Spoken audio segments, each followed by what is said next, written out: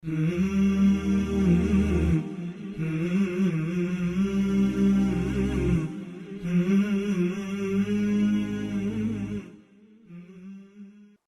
علیکم ورحمۃ اللہ وبرکاتہ۔ معزز ناظرین، محترم سامعین، پیارے نبی صلی اللہ علیہ وسلم کو اللہ نے کھلم کھلا دعوت و تبلیغ کا حکم دے دیا۔ آپ صلی اللہ علیہ وسلم اب کھلم کھلا طریقے سے لوگوں کو دعوت و تبلیغ کرنے کا کام کرنے جا رہے ہیں، لیکن سب سے پہلے کن لوگوں کو مخاطب کرنا ہے؟ اپنے رشتہ داروں کو۔ آپ صلی اللہ علیہ وسلم نے اپنے خاندان کے لوگوں کو جمع کیا، بنو ہاشم اور بنو مطلب، ان سب کو جمع کیا۔ تقریباً 45 افراد 45 لوگ جمع ہوئے، اور آپ صلی اللہ علیہ وسلم کے کچھ کہنے سے پہلے آپ کا سب سے پہلا دشمن یہی تیار ہوا، ابو لہب۔ ابو لہب تیار ہوا، وہ کھڑا ہو گیا، آپ کے خاندان کا فرد تھا، آپ کا اپنا سگا چچا تھا، لیکن بات شروع نہیں ہوئی اس سے پہلے ہی ابو لہب نے کہنا شروع کر دیا کہ دیکھو بھائی، بات کرو لیکن نادانی چھوڑو، بات کرو لیکن نادانی چھوڑو، اور یاد رکھو کہ تمہارا خاندان پورے عرب والوں سے مل کر کے بھی مقابلے کی تاب نہیں رکھتا، اور میں اس بات کا زیادہ حقدار ہوں کہ تمہارا ہاتھ پکڑوں، تم کو اس طریقے کے کام سے روکوں،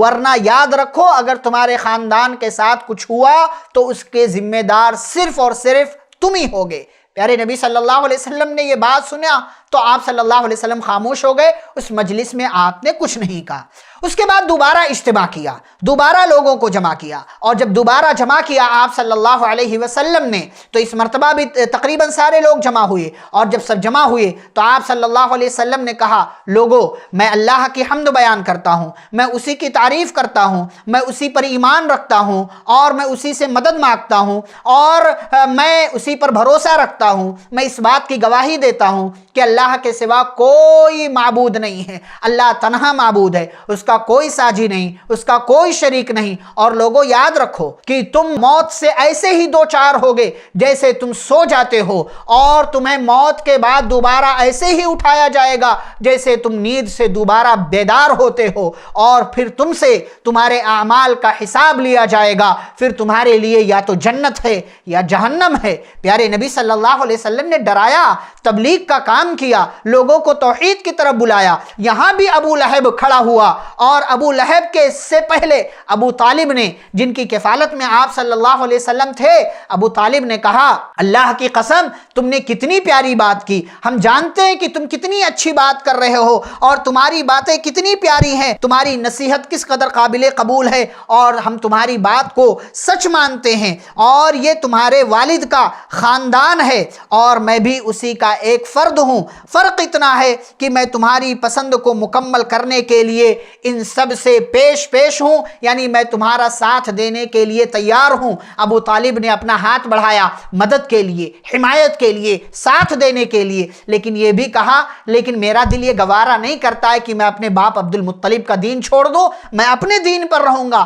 تم اپنا کام کرتے رہو، میرا ساتھ ہمیشہ تمہارے ساتھ رہے گا۔ ابو لہب نے کہا، اللہ کی قسم یہ برائی ہے، اس کے ہاتھ دوسروں کے ہاتھ پر پڑنے سے پہلے تم خود روک لو، یعنی اس کا ہاتھ سب سے پہلے تم ہی روک لو، دوسرے لوگ روکے اس سے پہلے ہمیں ہی روک لینا چاہیے۔ ابو طالب نے جواب دیا کہ اللہ کی قسم جب تک جان میں جان ہے ہم ان کی حفاظت کرتے رہیں گے۔ پیارے نبی صلی اللہ علیہ وسلم کو جب ایک سپورٹر نظر آیا، ایک مدد کرنے والا، ایک حمایتی نظر آ گیا، تو پھر آپ صلی اللہ علیہ وسلم نے ایک اسٹیپ اور لیا، اور آپ صلی اللہ علیہ وسلم مکہ کے صفا نامی پہاڑ پر، کوہ صفا پر آپ چڑھے اور کہا، یا صباحا، یا صباحا کا نعرہ لگانا تھا کہ مکہ کے تمام لوگ اس پہاڑ کے دامن میں جمع ہو گئے، جو نہیں آ سکتا تھا اس نے اپنی جگہ کسی اور کو بھیج دیا۔ ابو لہب بھی اس مجلس میں آیا۔ پیارے نبی صلی اللہ علیہ وسلم نے ایک ایک خاندان کا نام لے کر،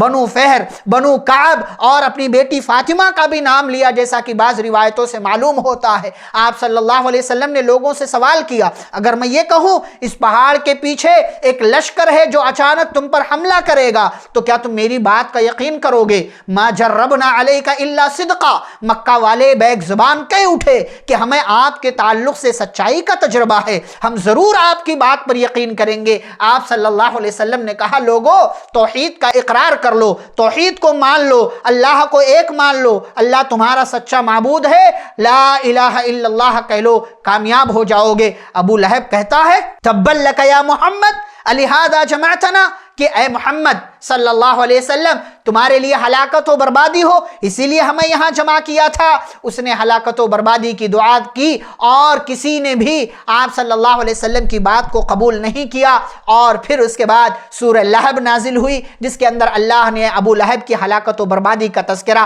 کیا ہے۔ بہرحال پیارے نبی صلی اللہ علیہ وسلم کی بات کو کسی نے قبول کیا ہو نہ کیا ہو، لیکن آپ نے یہ اعلان کر دیا کہ اب تعلقات کی بنیاد صرف اور صرف ایمان ہے، توحید ہے، توحید کی بنیاد پر ہمارے اور تمہارے درمیان تعلق ہے، ورنہ توحید کے علاوہ کوئی اور تعلق ہمارے اور تمہارے درمیان باقی نہیں ہے۔ اس کے بعد مکہ والوں نے نبی کے خلاف کیا پلان کیا، کس طریقے سے تیاری کی، نبی صلی اللہ علیہ وسلم نے اپنی مشن کو کیسے جاری رکھا، یہ انشاءاللہ ہم اگلی ملاقاتوں میں جاننے کی کوشش کریں گے۔ والسلام علیکم ورحمۃ اللہ وبرکاتہ۔